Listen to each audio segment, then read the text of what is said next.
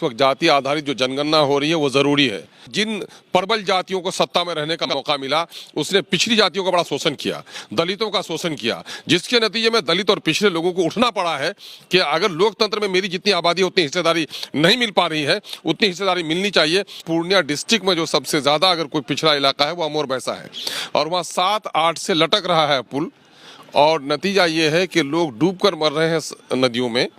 अंग्रेज के ज़माने की तरह महसूल देकर कश्तियों पे पार उतरते हैं। बेटियां न स्कूल जा पाती हैं, न बीमारों के लिए हॉस्पिटल जाने के लिए एम्बुलेंस वहाँ जा पाता है। दौरा से अब सवाल ये पैदा होता है कि मुख्यमंत्री हैं, जनादेश उनको मिला है, उनके हाथ में सत्ता है। उम्मीद तो क्या है, हम लोग तो देख रहे हैं कि अभी समस्याओं से उलझा हुआ है ना। जो यहाँ पर अफसरशाही है और सारा लापापोती हो रहा है।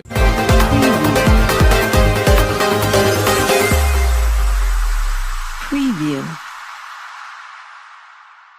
विधायी कार्यों की समीक्षा करने के सिलसिले में राज्य के अंदर में विकास के संबंध में समीक्षाएं की जाती हैं और ये कमेटियां कभी कभी स्थल दौरा भी करती हैं और जो विभागीय कार्य हैं उसकी समीक्षा करती हैं। तो इस दौरान में इन्हीं चीज़ों की समीक्षा की जाती है। प्राक्कलन समिति का मैं सदस्य हूँ, इसलिए प्राक्कलन के अनुसार कहाँ काम हो रहा है, नहीं हो रहा है, तो उस पर लोग विचार करते हैं इस समय आकर के। मुख्यमंत्री समाधान यात्रा पर निकले हुए हैं, बीजेपी लगातार सवाल पूछ रही है कि किस चीज़ का समाधान कर रहे हैं, आप लोग क्या राय रखते हैं? देखिए, समस्याएं तो हैं और मैं समझता हूं कि समाधान के लिए निकलना और समाधान करना दोनों उनकी जिम्मेदारी है। और लेकिन मैं माननीय मुख्यमंत्री से अपील करता हूं कि समाधान उसी वक्त करेंगे जब समस्याओं को निकट से आप देखेंगे। तो ये है कि आम जनों को और वहाँ के स्थानीय प्रतिनिधियों से आपको बात करनी चाहिए। पदाधिकारियों से तो आप वीडियो कॉन्फ्रेंसिंग करते ही रहते हैं, लेकिन पदाधिकारी बहुत सारी चीज़ों पर पर्दा डाल देते हैं, वो आपकी नज़रों के सामने में नहीं आता है। जो क्षेत्र में काम करने वाले प्रतिनिधि हैं उनसे भी आपको मिलना चाहिए, मैं आग्रह करता हूँ। दूसरी तरफ मैं आपके माध्यम से आग्रह करता हूँ कि पूर्णिया जिला में वो आएंगे तो सबसे ज़्यादा पूर्णिया डिस्ट्रिक्ट में जो सबसे ज़्यादा अगर कोई पिछड़ा इलाका है वो अमोर बैसा है और वहाँ 7-8 से लटक रहा है पुल और नतीजा ये है कि लोग डूबकर मर रहे हैं नदियों में। अंग्रेज के ज़माने की तरह महसूल देकर कश्तियों पे पार उतरते हैं। बेटियां न स्कूल जा पाती हैं, न बीमारों के लिए हॉस्पिटल जाने के लिए एम्बुलेंस वहाँ जा पाता है। तो बिहार के विकास के सिलसिले में उस क्षेत्र को भी देखने के लिए माननीय मुख्यमंत्री को जाना चाहिए और वो समाधान कर देंगे तो मैं समझता हूँ कि पूर्णिया जिला का जो उनका दौरा होगा वो सफल दौरा समझा जाएगा। मैं माननीय मुख्यमंत्री को आमंत्रित करता हूँ दौरा से।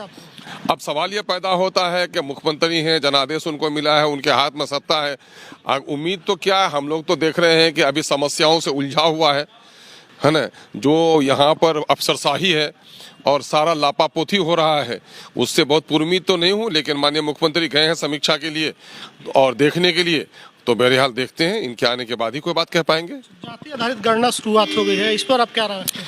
देखिए, जाति में देश को बांटना और धर्म में बांटना यकीनन है ये गलत काम है, लेकिन मैं समझता हूं कि इस वक्त जाति आधारित जो जनगणना हो रही है वो ज़रूरी है।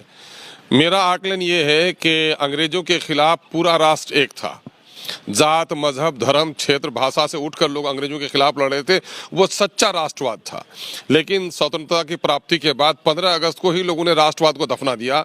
कहीं क्षेत्रवाद, कहीं भाषावाद, कहीं जातिवाद के नारे लगे और जिन प्रबल जातियों को सत्ता में रहने का मौका मिला उसने पिछड़ी जातियों का बड़ा शोषण किया, दलितों का शोषण किया, जिसके नतीजे में दलित और पिछड़े लोगों को उठना पड़ा है कि अगर लोकतंत्र में मेरी जितनी आबादी उतनी हिस्सेदारी नहीं मिल पा रही है, उतनी हिस्सेदारी मिलनी चाहिए।